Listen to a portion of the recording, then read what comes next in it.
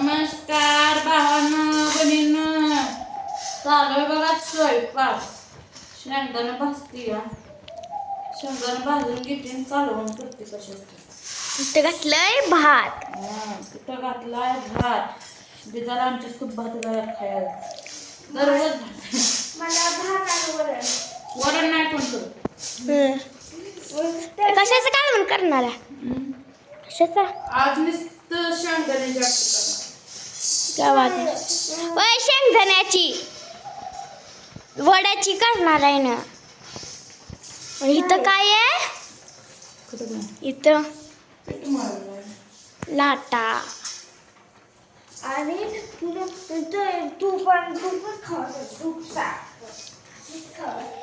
मला दे थोडं त्याच्यातलं बारकं छोटं छोटं.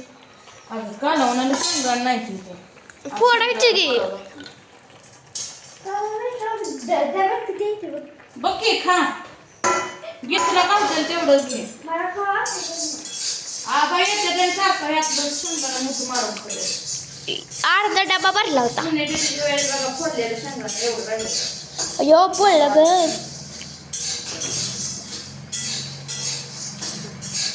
ही पप्पाचा मम्मीचा लाडाचा बर्थडे बॉय.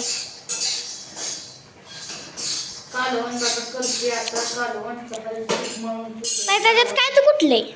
त्याच्यात काय कुठले? मारी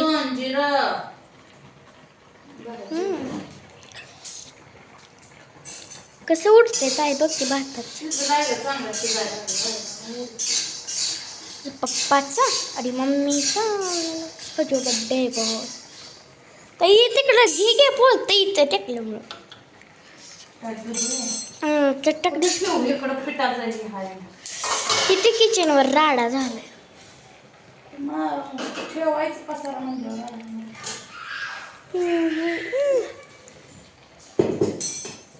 वड्याचं कालवण करायचं ना. आता तेल बत्ती बघा. काय देऊ?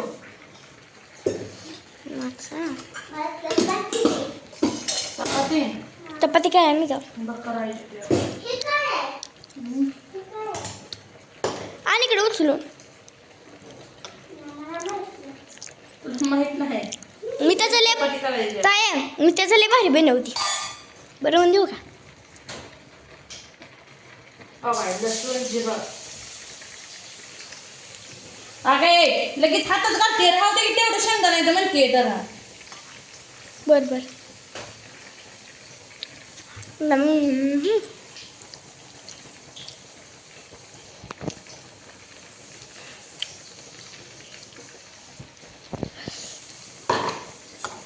वेगळंच कालवण आपण करणार आहे ना.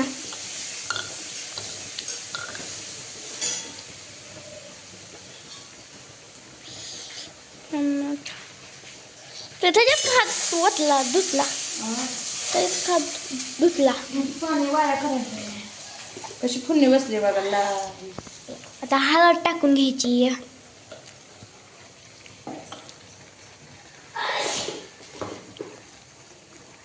इकडे बघ काय झालं.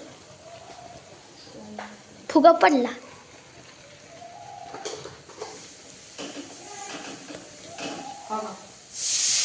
शेंगदाण्याची आमटी. लसणाच्या कुडीची आमटी म्हणायला. काय? लसणाच्या कुडीची आमटी. तू म्हणत होती लक्ष्मीची आमटी.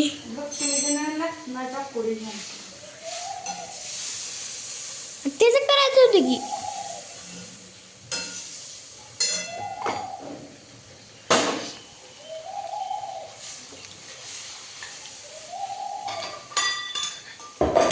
अगं राहू दे की शेंगदाणा. तू ठेवत नाही वाटतंय मला जण शेंगदाणा. लागे पडलं.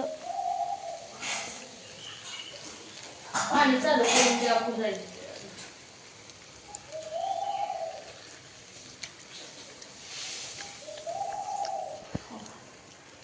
पाणी उकळलं ते आपलं काम झालं. काही पाणी नाही ह्याच्यात. आणलंय ना पाणी संपलं. कालवण बिलवण करून चालत. पाणी वत ह्याच्यात आणि मला थोडं प्यायला दे. कायच लागते सारखी.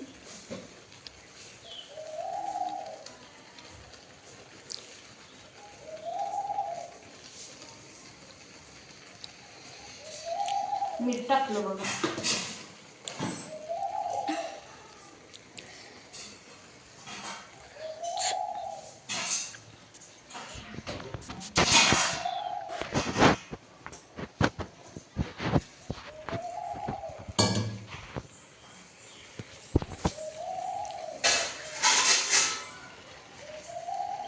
पाणी वतायचं आता ही बघा.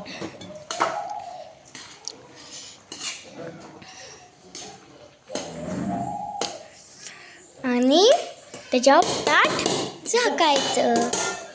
हे मुरो घातला. ते शेंगदाणा घालायचे. आपण कालवणात टाकण्याची तयारी करूया जोरदार. काय मला माहित आहे.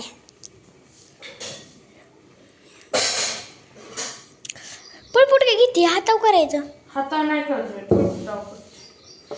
मी आता हातावले भारी होते. मी मोदक बनवू का त्याचा. हां दिवाळीत आपण त्याचं घालून केलं तर मी त्याचं मोदकं बनवली होती आणि टाकली होती. आणि पंती हे हाय बघा बेसनाचं पिठाचं. तुम्ही वड्या करायला आता. त्यांनी बघितलं नसेल केलं बी नसेल कधी. आता हे असं गोळ तोडून घ्यायचं. मोठं करायचं आहे का. हं? मोठं करायचं आहे का. काय म्हणते? हे मासं टाकायचं का मोठं.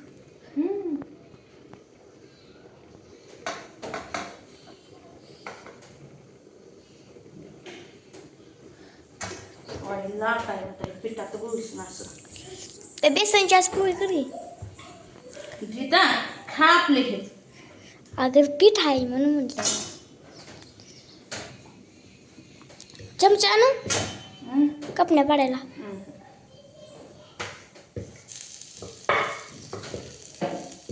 काय झालं गोतू गेलं गोतू गेलं.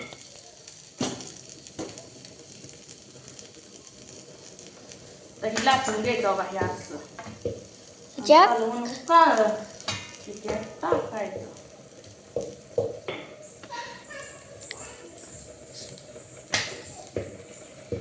पातळ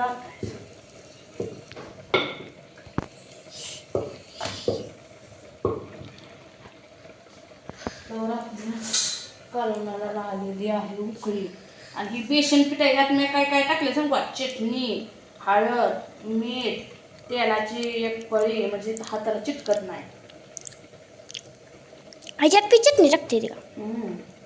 आणि आता हे असं कापून घ्यायचं आणि हे वड्या करायच्या. ज्वारीचं पीठ असतं का नाही खाली टाकायचं. छान झालं.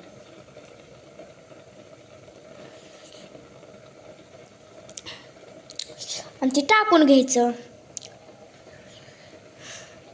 आणि काय होतं ह्यानं चांगलं तुटतं. असं निघतं इथं आहे हाताला आपल्याला. हातानं का उचलत बसा.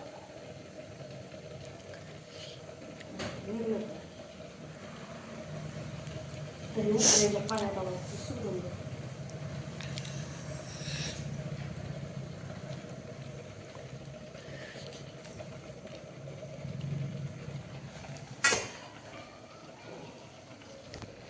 असं सोडून द्यायचं.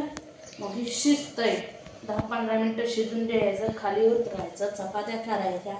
भात करायचा. अजून तिथे म्हणते बेसनाच्या पोळ्या करू वाटल्या करते नाहीतर ठेवते.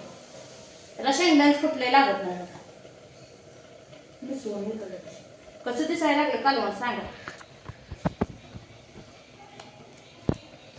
त्याला बेसनाच्या वड्याचं कालवण म्हणते. बेसनाच्या वड्याच्या कालवण. कसल्या वड्या स्वच्छ म्हणजे सुटसुटीत पडलेले. मला असल्या वड्या आवडतात. मला बी कापण्यासाठी. तिथं आता ही वड्या करून खाते नसते. चिरून खाते बघा. असं काढायचं. हे चिटकलं. हे काढलं. तर मित्रांनो हे आपलं कालवण होतंय. मी एवढंच अजून करते. अशाच वड्या करून टाकते. तर कुणाला आवडलं कालवण सांगा. कुणाच्या तोंडाला पाणी सुटलं या खाया.